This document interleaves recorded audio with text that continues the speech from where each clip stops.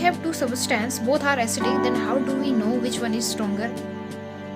Or same with base, if we have two base, how do we know which one is stronger or less stronger?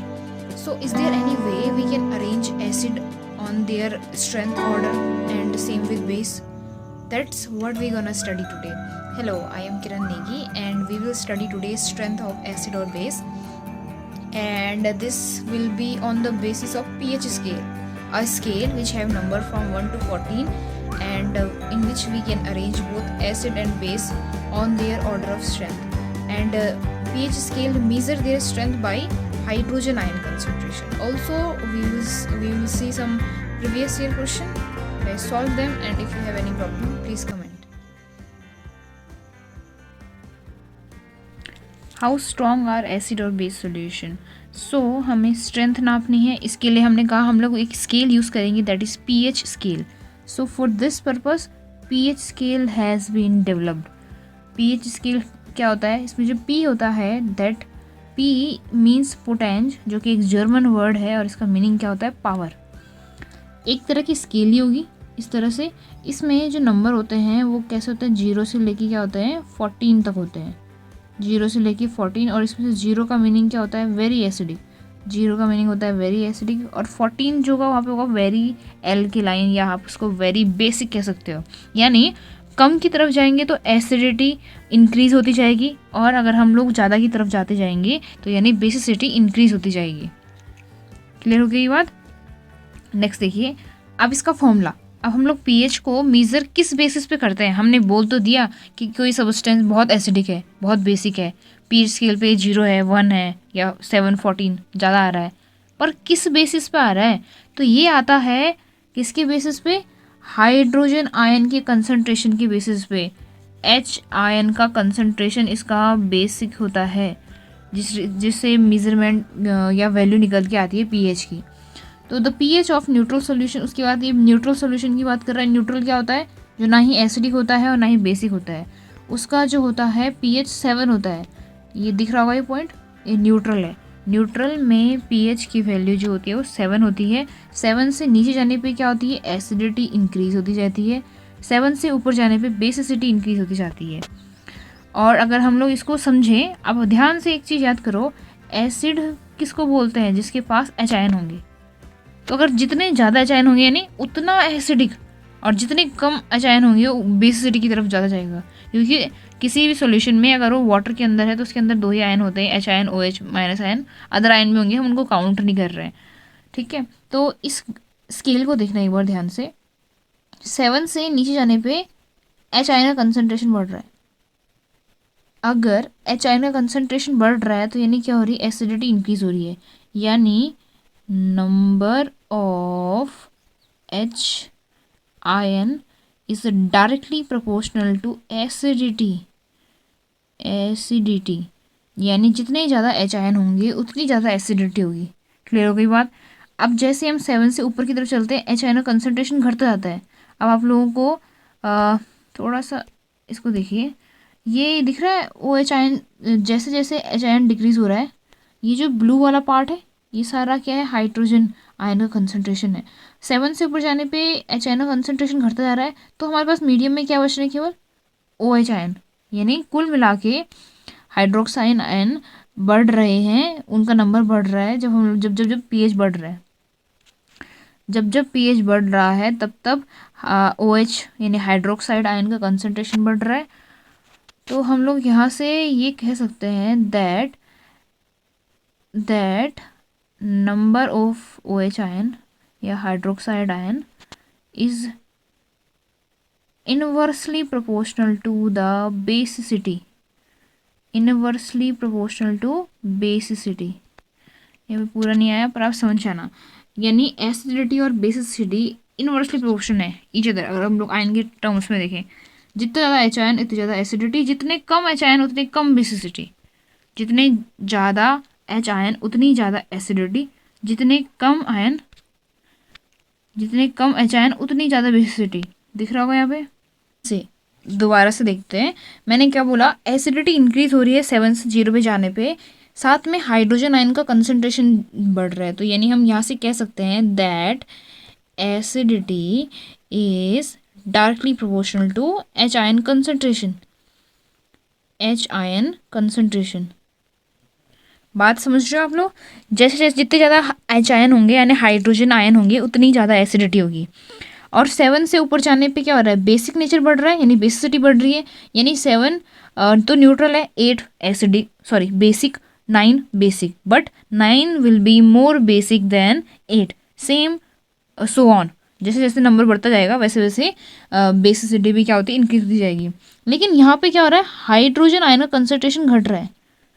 यानी 7 से 14 की तरफ जाने पे hydrogen ion का concentration घट रहा है लेकिन बेसिसिटी इंक्रीज हो रही है. यानी हम यहीं से एक पॉइंट कह सकते हैं दैट बेसिसिटी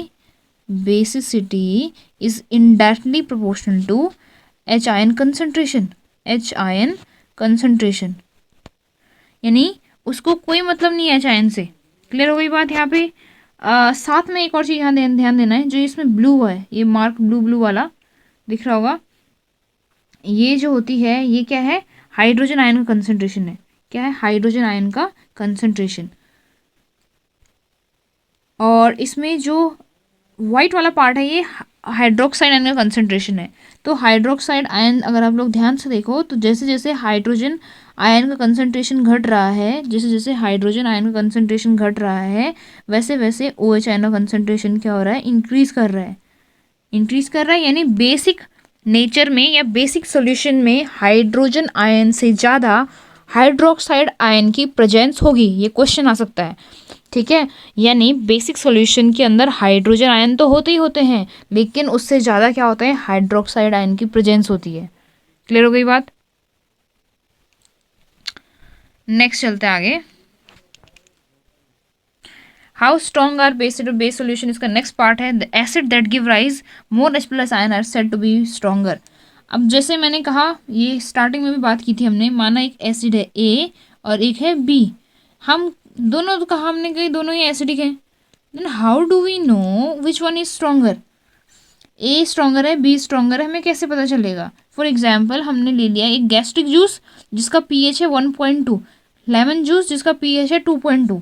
मैं आपसे पूछूं कि इनमें से कौन ज़्यादा एसिडिक है तो हम कैसे बताएंगे? तो pH हमने कहा था कि pH जितना कम होगा उतना ज़्यादा एसिडिक. pH जितना कम होगा, क्योंकि 7 से नीचे आने पे एसिडिटी इंक्रीज होती जा रही है. 6 भी एसिडिक है, 5 भी एसिडिक है, लेकिन कौन ज़्यादा एसिडिक है? 5 ऐसे ही 4 ज़्यादा होगा, फिर 3 ज़्यादा होगा. सेम इसी तरह से गैस्ट्रिक जूस जो होगा वो ज़्यादा एसिडिक होगा किसके कंपेयर में? लेमन जूस की कंपेयर में. लेकिन अगर हम लोग इसको लॉजिकली देखें कि इसका रीज़न क्या है, तो इसका रीज़न एक्चुअली क्या है, गैस्ट्रिक जूस में ज़्यादा H+ आयन होंगे, इसलिए वो लेमन जूस से ज़्यादा एसिडिक है. ठीक है, तो ये हर बार यही इस पे काम करेगा कि कोई भी एसिड तब ज़्यादा एसिडिक होगा दूसरे एसिड के कंपेयर में जब उसके अंदर क्या होंगे, ज़्यादा H+ आयन की प्रेजेंस होगी. Acid that give rise more H+ ion are said to be more या स्ट्रॉन्ग एसिड देन अदर, जिसके पास क्या होंगे, H आयन होंगे. तो इस तरह से हम लोग एसिड को 2 पार्ट्स में डिवाइड कर सकते हैं. अगर हमारे पास 2 एसिड है कंपेयर करने के लिए, one of them is strong acid and other will be weak acid. और ये डिपेंड किस पे करेगा, H+ आयन पे, उनकी कंसंट्रेशन पे. ऐसे बेस में भी होगा, बेस में भी क्या होगा, weak base strong base. For example हमारे पास है सोडियम हाइड्रोक्साइड, इसका फॉर्मूला क्या होता है, NaOH. मिल्क ऑफ मैग्नीशिया, इसका फॉर्मूला क्या होता है, MgOH का होल ट्वाइस. ये 2 बेस है हमारे पास, इनमें से कौन ज़्यादा बेसिक है? ये किसके पास जो होंगे वो हाइड्रोक्साइड आयन का कंसंट्रेशन ज़्यादा होगा? टेल मी, 10 वाले के पास या 14 वाले के पास, मिल्क ऑफ मैग्नीशिया या सोडियम हाइड्रोक्साइड? सो जिसका ज़्यादा नंबर है वो ज़्यादा बेसिक है. हमने कहा था बेसिसिटी इधर से इधर जाने पे क्या होती है, इंक्रीज होती है, तो ये ज़्यादा बेसिक है. लेकिन इसको हम लोग दूसरे वर्ड्स में कैसे कहेंगे, लॉजिकली, क्यों ये ज़्यादा बेसिक है? क्योंकि इसके अंदर हाइड्रोजन आयन का कंसंट्रेशन कम होगा इसकी कंपेयर में. या कह सकते हो कि OH आयन यानी हाइड्रोक्साइड आयन का कंसंट्रेशन ज़्यादा होगा किसका, NaOH का, किसकी कंपेयर में, MgOH का होल ट्वाइस की कंपेयर में. क्लियर हो गई बात? नेक्स्ट है, our body work in pH range of 7 to 7.8.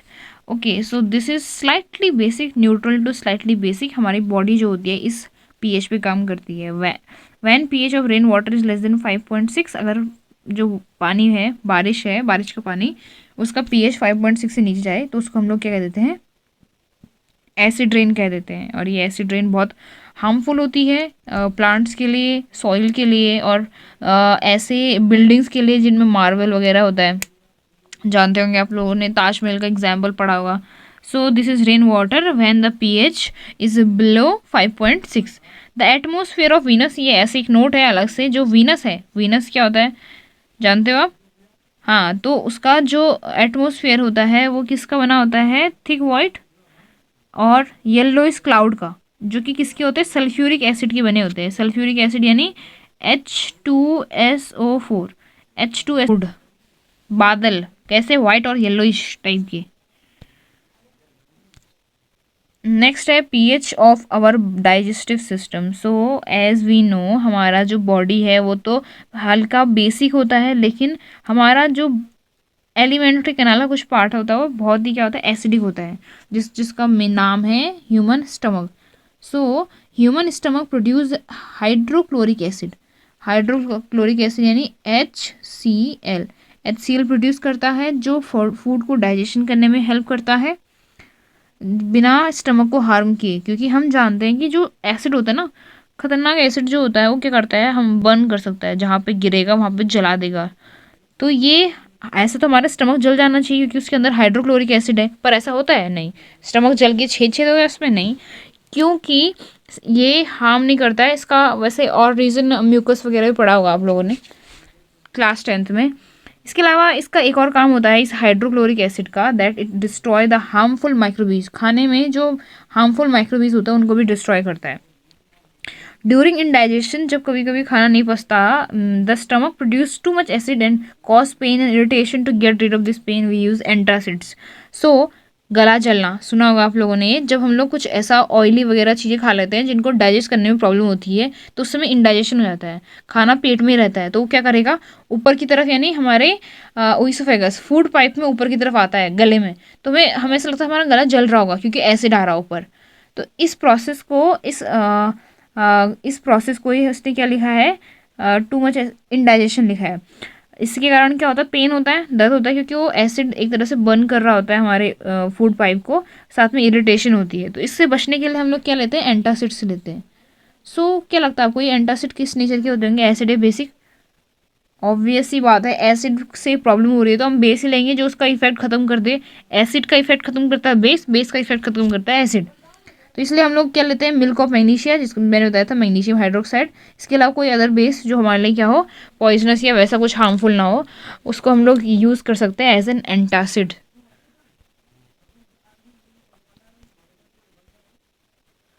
PH change the cause of tooth decay. तो टूथ डिके आप लोगों को पता होगा, दांत जो होते हैं वो खराब हो जाते हैं। जैसे बच्चों को बोलते हैं चॉकलेट मत खाओ दांत खराब हो जाएंगे, या हमारे खुद एक एज के बाद जो होते हैं दांत जो होते हैं उनमें काला काला पड़ जाता है, साथ में उनमें छिल जाता है, वो धीरे धीरे ख़त्म हो जाते हैं। लेकिन इसका रीज़न क्या है, ये चीज़ कहाँ से स्टार्ट होती है, हम ये देखने वाले हैं। सो फर्स्ट ऑफ ऑल, जो हमारे टीथ होते हैं वो एक कंपाउंड से मिलके बनते हैं, दैट कॉल्ड इनेमल, जो कि हार्डेस्ट सब्सटेंस होता है बॉडी का। जो बाहर वाला वाइट पार्ट होता है उसकी बात हो रही है। ये जो होता है इतना हार्ड होता है कि ये वाटर में भी डिजोल्व नहीं हो पाता, बल्कि क्या होता है, केवल कोरोड होता है इसका। कोरोड मतलब इसका बाहर की लेयर जो होती है वो खत्म होती जाएगी, बैक्टीरिया को खत्म करते जाएगा। वो कब, जब पीएच जो है वो 5.5 से नीचे चला जाए। हमारे माउथ का पीएच जब 5.5 से नीचे चला जाता है तो बैक्टीरिया काम करना स्टार्ट करता है। वो इस इनेमल को कोरोड करके इस पर क्या करता है, पोर ने छेद बनाने स्टार्ट करता है, और इस तरह से पूरे दांत को एक तरह से ख़त्म करता जाता है। पहले मैं इनेमल के बारे में कुछ बता देती हूँ। इनेमल जो होता है वो कैल्शियम फॉस्फेट का एक क्या है, कैल्शियम फॉस्फेट से मिलके बनता है, और बनने वाला जो कंपाउंड होता है उसका नाम होता है कैल्शियम फॉस्फोएपेटाइट, फॉस्फोएपेटाइट। ये कैल्शियम का एक कैल्शियम फॉस्फेट से मिलके बनता है, कैल्शियम फॉस्फोएपेटाइट, इससे इनेमल बना होता है। ये कोरोड हो जाता है जब हमारा माउथ का पीएच 5.5 से नीचे चला जाए। बैक्टीरिया जो होते हैं इसका कोरोड करते हैं। ये क्या करते हैं, हमारे माउथ में बनने वाले एसिड से क्या करते हैं, टूथ को डिके करते हैं। तो ये एसिड आता कहाँ से है, तो जो हम लोग खाना खाते हैं दैट इज शुगर, और अदर फूड पार्टिकल उनको डिग्रेड करके यानी तोड़ के एसिड में चेंज करता है, और यही एसिड जो होता है वो हमारे दांतों को नुकसान पहुंचाता है। इसलिए हम लोग जो टूथपेस्ट यूज़ करते हैं वो बेसिक होते हैं, क्योंकि एसिड से हमें नुकसान हो रहा है तो हम उस एसिड के इफेक्ट को ख़त्म करना चाहेंगे तो हम लोग बेस लेते हैं। इसलिए हमारे टूथपेस्ट में क्या होता है, बेस होता है। और इसमें नमक वगैरह भी होता है, सुना होगा। क्या तुम्हारे टूथपेस्ट में नमक है? इस तरह से, ठीक है। तो आप लोग मेरे को इसका रीज़न देना है क्यों बोलते होंगे, why salt, that is question for you. Why salt in our toothpaste, किसकी बात हो रही है? इन आवर टूथपेस्ट। क्लियर हो गई बात यहाँ पे? ये तो था टूथ के बारे में। नेक्स्ट है सेल्फ डिफेंस। तो बहुत सारे प्लांट्स और एनिमल्स में सेल्फ डिफेंस के लिए केमिकल मिलता है, और वो केमिकल जनरली एसिडिक नेचर का ही होता है। इसका सबसे अच्छा एग्जाम्पल जो है वो है नीटल। नीटल जिसको हिंदी में बिच्छू घास, कई जगह पे अलग अलग नामों से, जैसे हमारे एरिया में इसको कंडली कह देते हैं, ठीक है। ये करता क्या है, एक हर्बेसियस प्लांट है। हर्बेसियस मतलब इसकी स्टेम बहुत क्या होती है, पतली होती है। ये पेड़ जैसा नहीं बनता है, हमेशा क्या होता है, हर्बल टाइप का रहता है, जंगलों में होता है। तो इसकी स्टिंग, इसमें क्या होते हैं, जैसे आप इसको छोगे आपको एक क्या होती है, अजीब सी बॉडी में एक अजीब सा पेन स्टार्ट हो जाता है अगर इसको एक्सीडेंटली आपने टच कर दिया। तो उसका रीज़न क्या होता है, इसके अंदर जो प्रेजेंट होता है वो क्या होता है, मेथनोइक एसिड। मेथनोइक एसिड का फॉर्मूला क्या होता है, HCOOH, कार्बोक्सिलिक एसिड का पहला मेंबर। इसके कारण हमें क्या होती है, सेंसेशन फील होती है।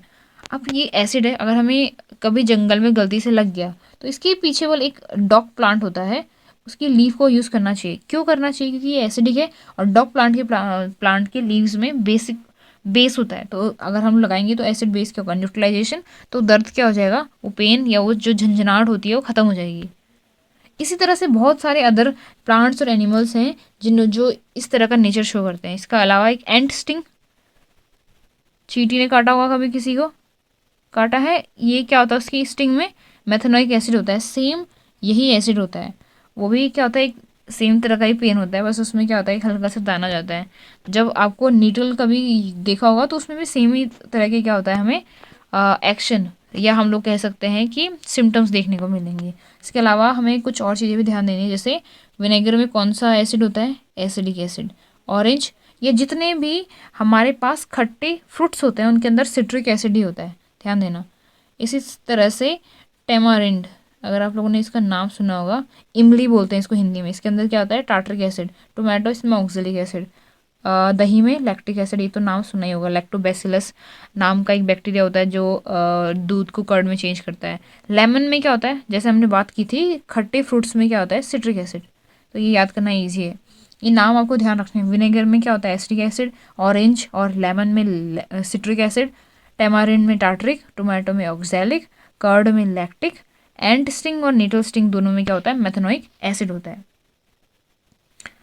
नेक्स्ट आगे चलते हैं। अब हमारे पास क्वेश्चन स्टार्ट हो गए यहाँ से। पहला क्वेश्चन है, the desirable range of pH for drinking water is. हमारे पास जो पानी होना चाहिए वो कैसा होना चाहिए, तो हमारी बॉडी बेसिक है तो पानी एसिडिक तो होना ही नहीं चाहिए कभी भी। एसिड हमारे लिए क्या होगा, डेंजरस हो जाएगा। तो उस केस में पानी न्यूट्रल होना चाहिए, यानी 7 होना चाहिए। लेकिन एग्जैक्ट 7 पॉसिबल नहीं होना, थोड़ा बहुत ऊपर नीचे चलता है। तो हमारे पास जो हमारा पीएच होना चाहिए वो कितना होना चाहिए, एज मैंने बोला कि ये तो हो नहीं सकता है, इसमें एसिडिक आ गया, ये भी नहीं हो सकता है, या तो ये आएगा या यही होगा। लेकिन हमारा जो पानी होता है उसमें बहुत सारी मिक्सिंग होती है तो थोड़ा बहुत ऊपर नीचे चल जाता है, तो चलता है। तो ये आंसर होगा 6.5 to 8.5। क्लियर हो गई बात? नेक्स्ट क्वेश्चन पे चलते हैं। हमारे पास दो लिस्ट दे रखी है, इनको मैच करना है। मैच, जब भी मैचिंग क्वेश्चन आए ना उनमें एक चीज़ हमेशा ध्यान रखनी है कि पहले कुछ को मैच कर लो जो श्योर है, और उनके हिसाब से देखो क्या पता आंसर वैसे मिल जाए। For example, you know that hydrochloric acid क्या होता है, HCl। एसिडिक एसिड क्या होता है, CH3COOH।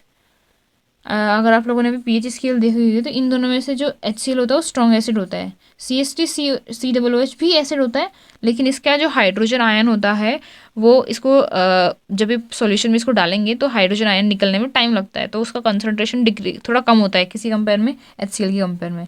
तो ये हो जाएगा हमारा डी का फर्स्ट स्ट्रॉन्ग एसिड।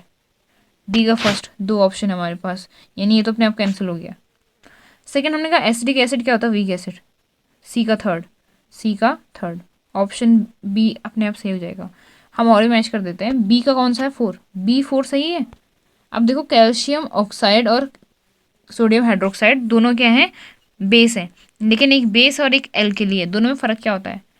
मैंने ये चीज़ पिछले वीडियो में बताया था दैट एल्केली कौन होते हैं, ऐसे बेस जो पानी में डिज़ोल्व हो जाते हैं, और पानी में डिज़ोल्व हमेशा वो होते हैं जो आयंस में टूट जाए।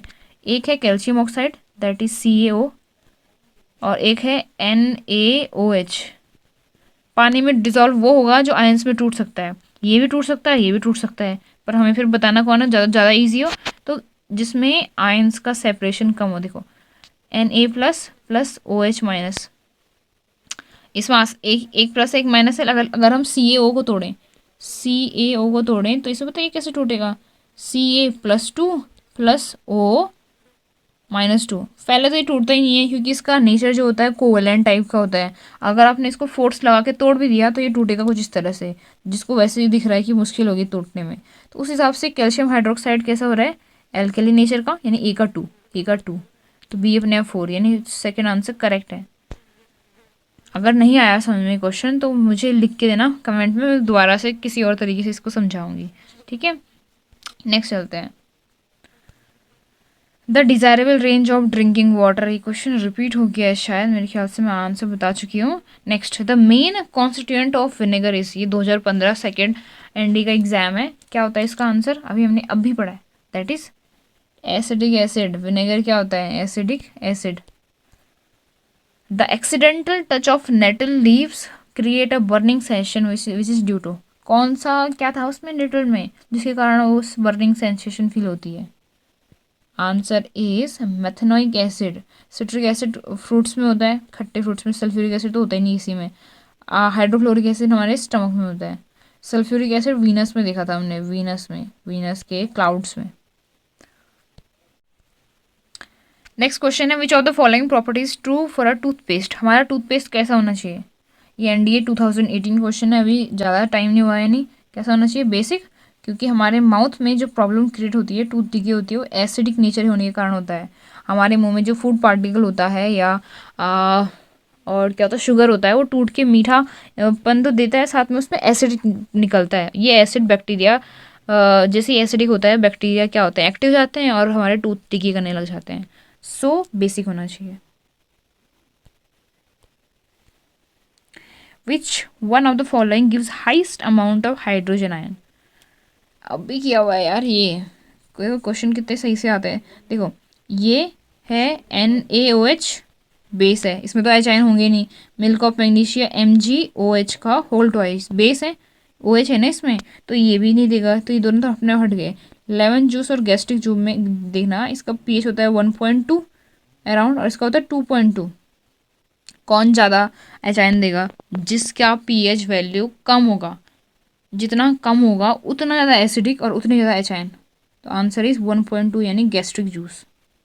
अगर नहीं पता ये चीज़ तो हमने कहा था pH स्केल में 7 से कम पे जाने पे, यानी 0 की तरफ जाने पे हाइड्रोजन आयन का कंसनट्रेशन बढ़ता है। pH कम किसका है, 1.2 का, तो इसमें कितने उतने ही ज़्यादा क्या होंगे, H आयन होंगे। क्लियर हो गई बात। नेक्स्ट देखते हैं, tooth enamel is made up of which of the following calcium compound, हमने कहा था इसका नाम एक्चुअली कैल्शियम फॉस्फोपेटाइट होता है, लेकिन ये बनता किससे, कैल्शियम फॉस्फेट से। किससे बनता है, कैल्शियम फॉस्फेट से, ये आंसर हो जाएगा। Vinegar is also known as 2020, अभी का क्वेश्चन है, बात हमने की थी, क्या होता है विनेगर, एसिडिक एसिड होता है, पर एसिडिक एसिड तो ऑप्शन ही नहीं है। क्या होता है, एसिडिक एसिड, इसका फॉर्मूला जानते हैं आप लोग, क्या होता है, CH3COOH। और अगर आप इसका IUPAC नाम देखें तो क्योंकि इसके अंदर कितने कार्बन है, 1 और 2, इसका नाम होता है ethanoic acid, ethanoic acid. Clear हो गई बात। तो आज का हमारा पार्ट नहीं भी ख़त्म होता है, नेक्स्ट करेंगे हम लोग अगली वीडियो में, ठीक है। अगर कोई प्रॉब्लम होगी तो प्लीज़ कमेंट।